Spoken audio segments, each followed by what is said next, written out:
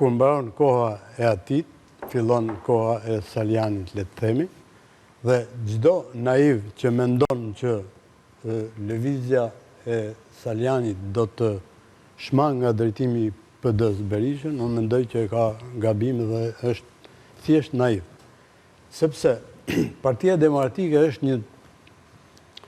është një miniaturë e sistemit komunist të dikurshëm. Do më thënë, nuk kishte hapësira e brenda sistemit të Enver Hoxhës dhe gjitha ata që ishin kundra, kalonin kufirin me sakrifica atyre dhe atje e kishin lirin. Ndryshe, je brenda ati sistemi. Se dhe doktori kështu dhe një? Pa diskutim. Dhe nuk mundet brenda... E janë ngritë klonin? Pa dyshim.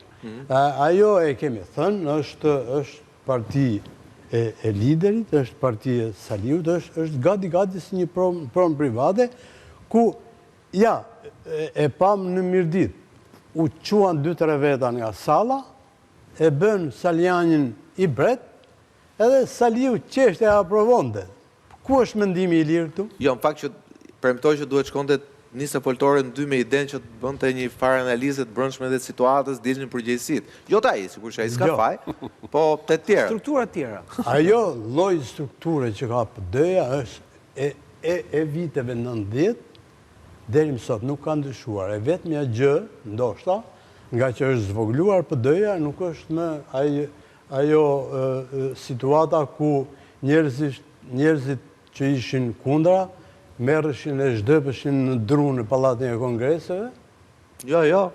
Ka pasur dru edhe më të freskët. Ja ku e ke përballë. Edhe dru në natyrë. Po pra. Asë edhe dru të freskët. Po. Do më thënë kërcisë të Dajaku. Tani, kjo është partia, tani në qovë se ata bëhen bashkë, Saliani, Ali Mehmeti e shumë figurat të tjera. Ka, nuk merre me këtë punë, do dalë. Ikën, Auloni morë një distancë që këtë takimi parë durës.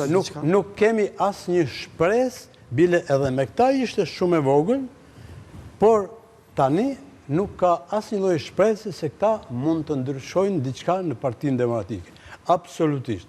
Sigurisht Partia Demokratike është forcë e dytë në Shqipëri, por që nuk mund të arri, jo vetëm të marrë pushtet, por nuk mund të arri të kush do qoftë të qaj Partinë e Saliut dhe pikë.